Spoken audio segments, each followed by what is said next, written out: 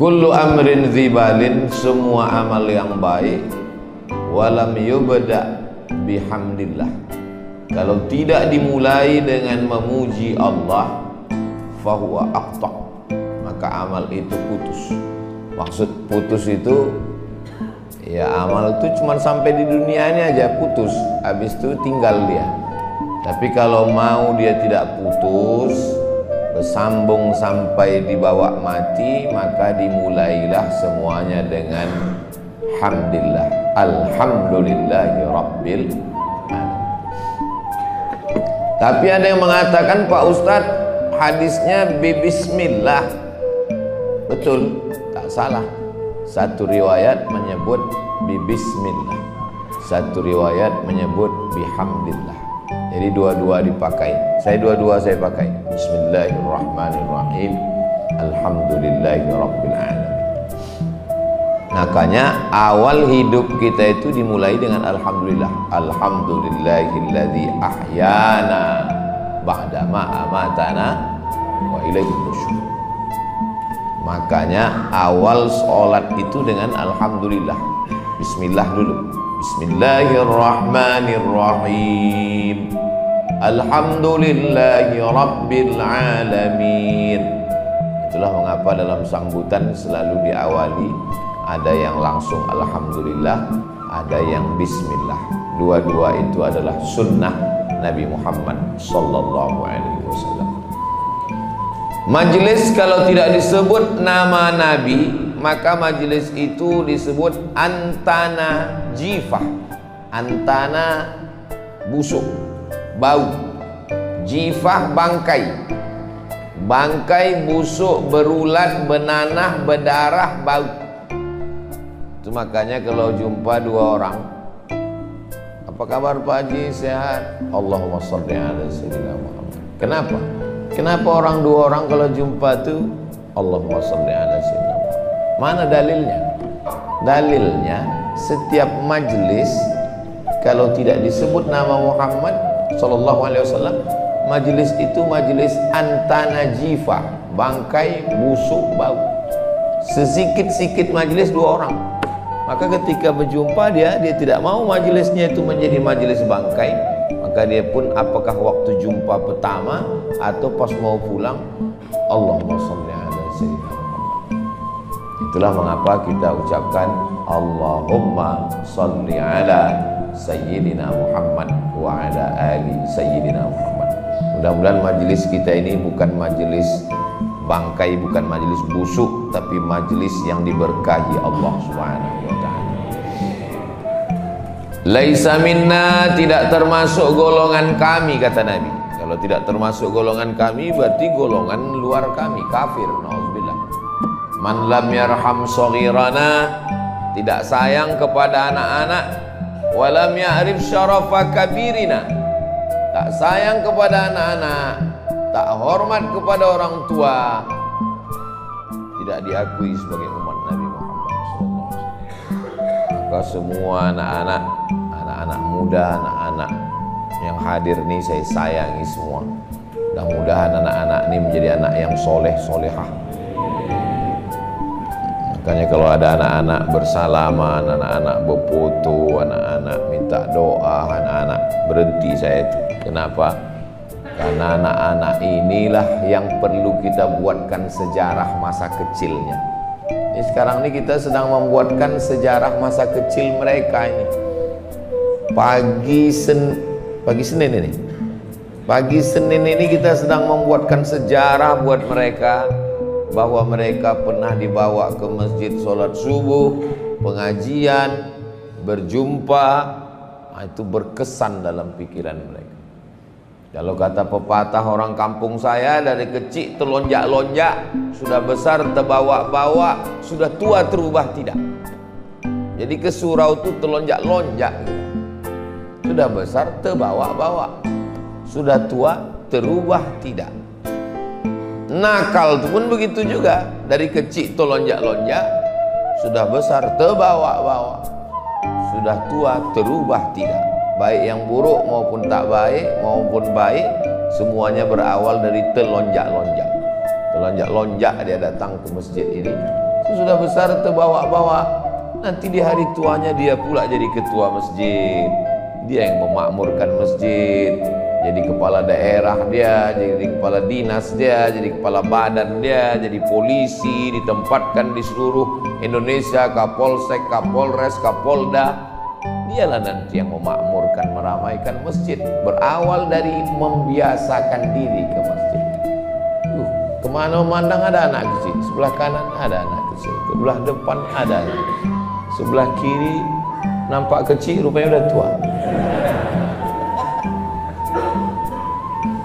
Orang tua dihormati. Banyak orang sayang sama anak, tapi tak hormat sama orang tua. Bukan umat Nabi Muhammad. Hormat sama orang tua, tapi anak-anak kecil, asal nampak anak kecil, balik kalian. Aku nengok anak kecil ini naik darah tinggiku. Anak kecil disayangi, orang tua dihormati.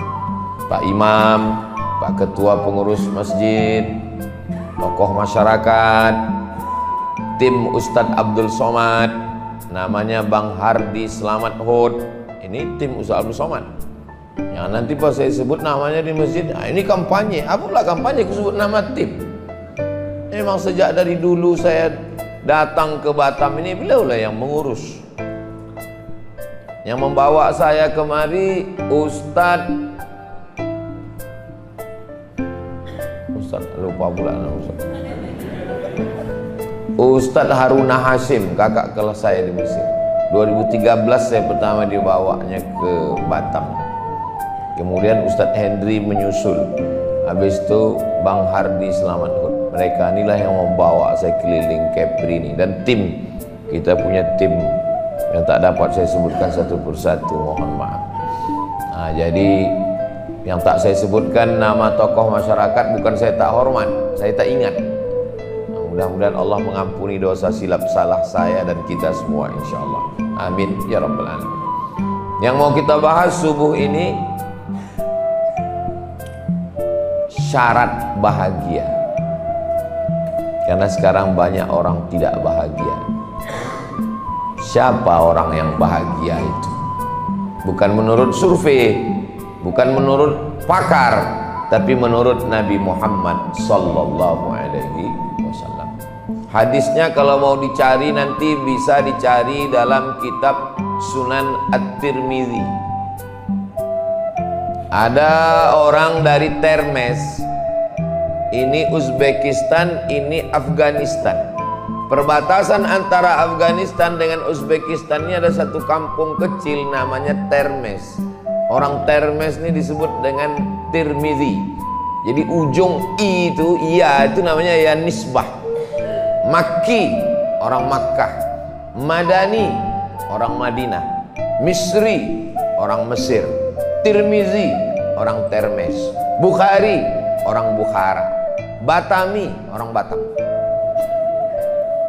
Jadi ujung itu menunjukkan asal daerah.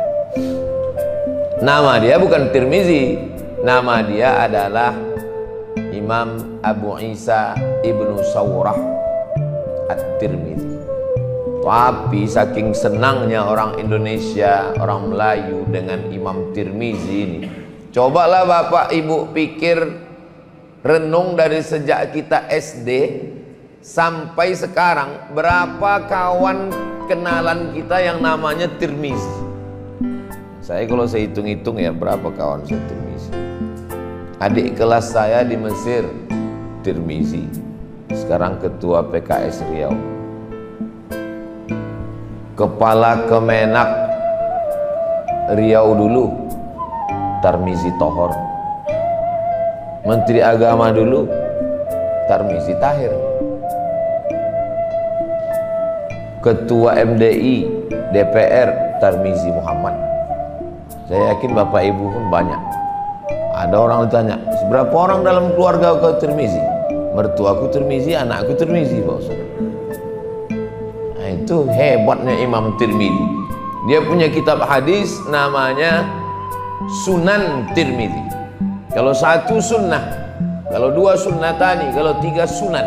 Sunan artinya sunnah-sunnah, hadis-hadis yang disusun oleh Imam At-Tirmidzi disatukan dalam satu kitab. Itulah namanya kitab Sunan At-Tirmidzi. Tapi ada ustadz yang bilang namanya bukan Sunan Tirmidzi, Jami' Tirmidzi. Namanya Sunan Tirmidzi karena kitab itu membahas 3 aspek. Di dalamnya ada akidah, di dalamnya ada fikih, di dalamnya ada hadis, maka disebut dengan Jami' At-Tirmidzi. Oh, jadi Sunan Tirmidzi dengan Jami' Tirmidzi podo sami mawon. Sama, kitabnya satu, namanya beda. Sama macam bapak ibu pulang nanti dari sini. Siapa ceramah di masjid tadi? Ustaz Abdul Somad? Enggak, kami nengok UAS. Itu juga orangnya. Sama itu. Nah, jadi Imam Tirmidzi. Ustadz membaca kitab Sunan Tirmidzi ini pernah. Kalau membaca kitab hadis dalam tradisinya dibacakan dari awal sampai akhir. Makanya nanti kalau ada acara khataman datang, dibacakan dari awal sampai akhir. Dulu kami ngikut acara khataman Sunan Tirmidzi itu, nama yang memimpinnya Sayyid Usamah Mansi, orang Makkah, murid dari Sayyid Muhammad Alawi. Ahli hadis di Makkah itu namanya Sayyid Muhammad Alawi bin Abbas Al-Hasani Al-Maliki. Dia ini punya murid namanya Sayyid Usamah Mansi. Dia membacakan kitab Sunan Tirmidzi di Mesir. Kami hadir bersama acara khataman dari awal sampai akhir. Berapa lama Sunan Tirmidzi ini kalau dibaca dari awal sampai akhir? Sebulan. Dari mulai jam 8 pagi, break jam 10 minum teh, habis itu sholat zuhur, makan siang, lanjut baca lagi, break asar, minum teh, habis itu lanjut ke maghrib, maghrib makan malam, habis itu lanjut lagi jam 10 pulang. Besok gitu lagi. Sebulan khatam. Panjang umur sehat badan, kita adakan acara khataman Sunan Tirmidzi di Batam insyaallah. Kira-kira kok dibuat bapak ibu mau datang? Dari bunyinya tak datang. Insya Allah. Nah, bunyi hadisnya begini. Yang pertama syarat orang bahagia itu man kana aminan fi sirbihi, orang yang tenang hatinya. Itu syarat yang pertama. Tenangkan dulu hati yang ada di dalam ini. Makanya banyak sekarang kita tengok orang rumahnya besar, mobilnya besar, bininya besar, tapi hatinya tak tenang, kecicilan, tak tentu arah. Maka syarat orang bahagia itu tenangkan dulu hati. Saya kalau menengok jamaah subuh ini kelihatannya orangnya tenang semua. Ada kawan saya ini Pak Ustadz saking tenangnya tertunduk. Itu tenang kali itu dah. Saya belum pernah lagi marah sama jamaah yang tertidur, belum. Itu yang urusan agama tidur. Ini kenapa bersandar? Ini kenapa dekat tiang? Belum pernah. Dengarlah ceramah saya, belum pernah. Kenapa? Karena kalau ada orang yang tertidur waktu dengar ceramah, itu berarti hatinya sangat tenang.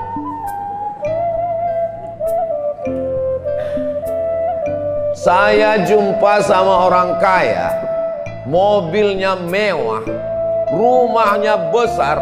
Keluhan dia ke saya Pak Ustadz, apa keluhan Bapak? Saya nggak bisa tidur Pak Ustadz. Saya sudah pergi ke rumah sakit, psikolog, psikiater, katanya saya kena penyakit insomnia. Udah berapa lama Pak? Udah 2 tahun ini nggak bisa tidur. Sampai jam 2 malam, putar kiri, putar kanan, ke kiri, ke kanan. Tak bisa tidur, pindah kamar, pindah. Tak bisa Pak Ustadz. Terus apa obatnya? Suatu ketika saya datang ke masjid, ada kultum. Saya tengok yang kultum itu Ustadz Somad. Saya udah mau bangkit, terus saya ikut. Senang saya. Sejak ikut ceramah Ustadz, inilah saya bisa tertidur. Sejak itu saya tak pernah marah kalau ada orang tertidur dengan ceramah, karena begitu banyak orang tak bisa tidur. Tiba-tiba dia baru jumpa kita menguap. Berikut ini mari kita dengarkan tausiah yang akan disampaikan oleh Ustaz Abdul Somad. Kan nikmat besar itu. Nikmat apa lagi yang kau dustakan? Dan nikmat yang paling enak, lebih enak daripada makan, lebih enak daripada minum adalah tidur. Pernah tak Bapak mendengar orang terlambat naik pesawat gara-gara makan? Tak pernah. Kenapa terlambat kau naik pesawat ke Jakarta? Enak kali makan tadi. Enggak pernah. Tapi kalau tidur, berapa kali orang terlambat pesawat dia tidur. Terlambat akad nikah pun ada gara-gara tidur. Nantilah kalau udah berumur-umur macam saya nih, enak. Rupanya makin berumur kita makin enak tidur. Iya, dulu waktu muda tidur tuh nggak enak kali. Sekarang ini enak kali tidur. Nah, maka bersyukur kepada Allah. Orang kalau hatinya tak tenang tak bisa tidur. Ustaz Somad, pergi saya ke kabupaten di Riau. Bapak ini umurnya 70. Dia ketua panitia lomba musabakoh baca maulid Barzanji se-kabupaten. Semangat orangnya. Jadi saya tengok, kenapa Bapak semangat betul? Saya nih Pak Ustadz kena penyakit insomnia. Bukan yang pertama tadi. Ini orang kedua. Banyak saya ketemu orang nggak bisa tidur. Saya Pak Ustadz sampai jam 2 malam nggak tidur-tidur. Apa penyebabnya? Saya kan mau pensiun. Saya belilah tanah untuk persiapan pensiun. Nanti kan gaji putus PNS. Saya tanam kebun sawit. Tanam sawit. Udah buah pasir, dirawat, dipupuk, dijaga. Begitu pas mau dipanen Pak Ustadz, dipanen orang duluan. Marah saya, kenapa kau panen nih sawit saya? Dibilangnya, ini tanah saya, ini surat sertifikatnya. Rupanya tanah itu bermasalah Pak Ustadz. Kena tipu saya. Sampai jam 2 malam mata saya tak bisa tidur berpikir, kenapa kau tanam sawit? Kenapa kau tanam sawit? Kenapa kau tanam sawit? Kenapa kau tanam sawit? Anak saya kuliah di UNRI, Universitas Riau. Kebetulan ada kajian subuh Sabtu, kajian hadis di Masjid Akramun Nas UNRI Jalan Ronggo Warsito. Yang ngajar itu namanya Ustaz Abdul Somad, baru pulang tahun 2009. 4 tahun saya ngajar di Masjid UNRI itu, 2010, 11, 12, 13. Penuh tak muat itu, pindah ke Masjid Al-Falah, Jalan Sumatera. 14, 15. Tak muat lagi Masjid Al-Falah. Komplain ibu-ibu hamil tak bisa naik karena masjidnya 2 lantai.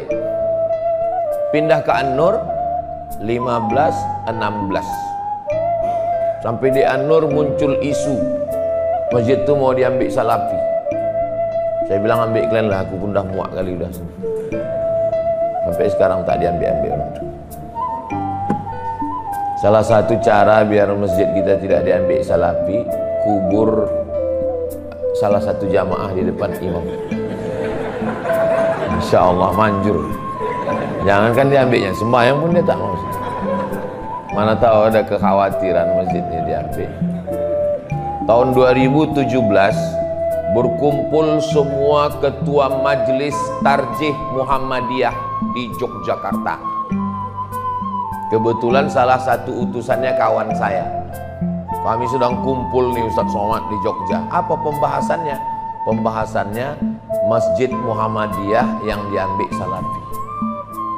Masjid itu kalau diambil NU itu hilang sendal. Masjid itu kalau diambil Muhammadiyah hilang kunut. Tapi kalau masjid itu diambil Salafi hilang semua.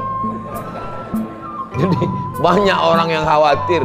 Saya bilang kalian tak usah bingung-bingung, tanam aja satu jamaah depan, insya Allah tak diambilnya jamaah. Maka saya berpesan masjid dekat rumah saya, Masjid Hajah Rohana, nanti kalau aku mati tolong kalian kuburkan aku di dekat itu, aku bilang. Biar supaya apa? Biar jangan diambil orang tuh masjid ini. Saya tahu ini nanti akan diserang orang tuh, nggak apa-apa, kita udah biasa. Sedang di pilkadanya aja kita diserang orang, nyantai aja. Jamaah yang sakit hati. Sampai mana tadi ceritanya? Jadi syarat bahagia yang pertama itu adalah aminan fi sirbihi, tenang hatinya.